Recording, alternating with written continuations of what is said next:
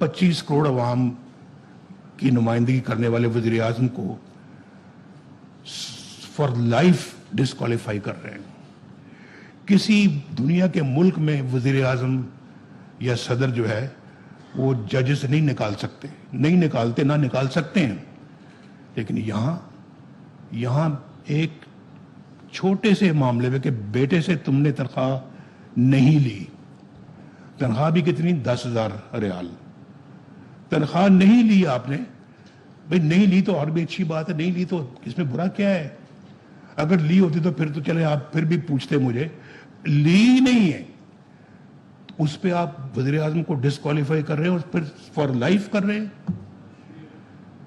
यार कोई इसका कौन जवाब देगा? मुझे बताएं जरा, मैं बार बार जवाब पूछता हूँ। सियासत जो है ना वो आखिर किसी असूल के साथ ही करनी चाहिए। तो मेरा पूछने का ये हक है और ये हक मैं रखूंगा अपने पास ता दमे मर्ग।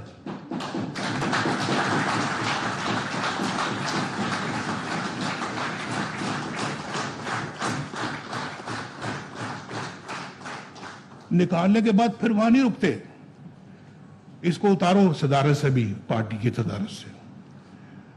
नवाज शरीफ को पार्टी की सदारत से भी हटाओ, वो भी उन्हीं का फैसला होता है कि हटाएं, आपका फैसला नहीं आता।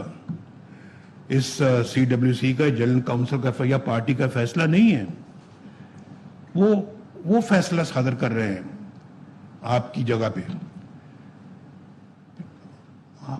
आपको क्या इख्तियार है भाई?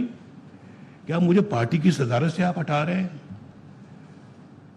उसके बाद फिर अपना वो भी नहीं।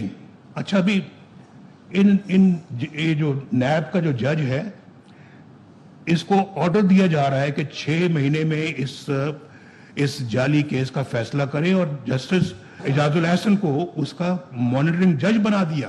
तो हमें पूछते हैं, बेटे तक तनख्वाह नहीं ली, डालो जेल में, डिस्क्वालीफाई करो। छोटी अपना जी आपने जो ये आपके एसेट्स और आपके जो असासे और आपके जो अखराजात है वो नहीं आपस में मिलते। इस नैब में केस भेजो भाई। 150 पेशियां भुगती जा रही है, मैंने भी और ये मरियम भी जो यहां बैठी हुई है इन्होंने भी भुगते। 150 पेशियां वहां भुगती। तो मैं ये भी नहीं पूछ सकता कि भाई बताएं ये फिर जज साहब ने क्यों इस्तीफा दिया? जनाब चीफ जस्टिस बनने वाले जज ने वक्त से पहले इस्तीफा दे के वो भाग गए हैं, क्यों भागे? पूछा तो जाए। जज जो थे जो फारिग किए गए हैं वहां सुप्रीम कोर्ट के, मज़ाहिर नकवी साहब, भाई आपने इतनी जायदादें बनाई थी, आपने अभी तक कोई कौम के सामने लाए ना, कोई मुकदमा चलना चाहिए आप पे, पता तो लगे कि आपने ये गलत तरीके से सारा कुछ बनाया। और आपको भी नैब के अंदर डालना चाहिए।